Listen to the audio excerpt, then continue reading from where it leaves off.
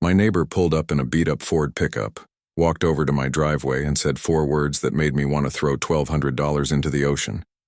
He said, "Why'd you bother?" 2 weeks earlier, I had paid a professional detailing shop, one of those fancy ones with a waiting list, to do a full paint correction on my truck. Deep swirl marks, water etching, years of micro scratches that made my paint look like someone had dried it with sandpaper. The shop said it was the only way. Machine polishing, multiple compound stages, finishing polish, ceramic coating on top. $1,200. I paid it, because what else was I supposed to do? And it looked incredible, for about 3 weeks. Then a single bad rainstorm, and a parking lot, and a shopping cart that barely even touched it. And I was right back where I started, staring at my hood like a man who just flushed money down a drain. That's when my neighbor Dave walked over. Dave's truck is 15 years old. It has 200,000 miles on it. And I want you to understand something. That truck looks better than mine did after the $1,200 treatment. I thought he was just lucky. Good genes on the paint or something. But then he showed me what he was doing, and I almost couldn't believe it. He was using a clay bar and a bottle of product most people have never heard of. Not sold at dealerships, not pushed by the big detailing channels. A compound that was actually developed for industrial use, metal restoration in manufacturing plants, that some guy in a forum figured out also works on automotive clear coat. The recipe got shared quietly, in small communities, among people who actually work with their hands. Here is how it works, and why it's different from everything you've been told. First, understand what paint correction actually is. When your paint looks dull or scratched, the damage is almost always in the clear coat, that thin protective layer sitting on top of the color.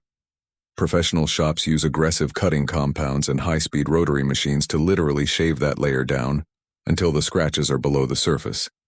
It works, but every time they do it, your clear coat gets thinner. You only have so many passes before the protection is gone. They know this. They count on you coming back. What Dave was using works differently. Instead of removing material, it fills and bonds. It uses a polymer chemistry that actually flows into micro scratches under light heat, even friction heat from a simple hand applicator, and locks in place as it cools. The scratches don't disappear because they've been sanded down. They disappear because they've been filled at a molecular level and then sealed with something harder than the original clear coat.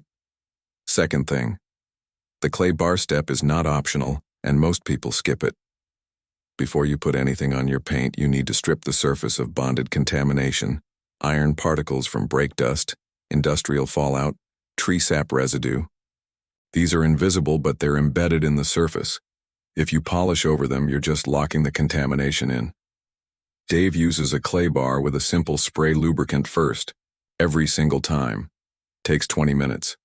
Most detailing shops skip this or rush it because it's not billable at the same rate as machine work. Third, temperature matters, and nobody talks about this.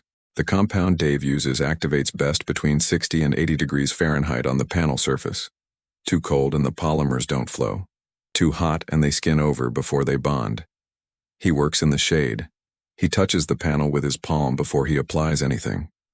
This alone is why the same product fails for half the people who try it and works perfectly for the other half. Fourth, the applicator is not a microfiber towel. This is where most people go wrong. The product needs friction to generate enough localized heat. A foam applicator, firm foam, not soft, applied in overlapping circular passes, is what creates the microheat that activates the fill chemistry. He uses the same $10 foam pad he's had for 2 years. Washed, not replaced. Fifth, you do not buff it off immediately. Most waxes and polishes you wipe off when they haze. This compound needs a full 4 minutes of dwell time after application before you touch it again.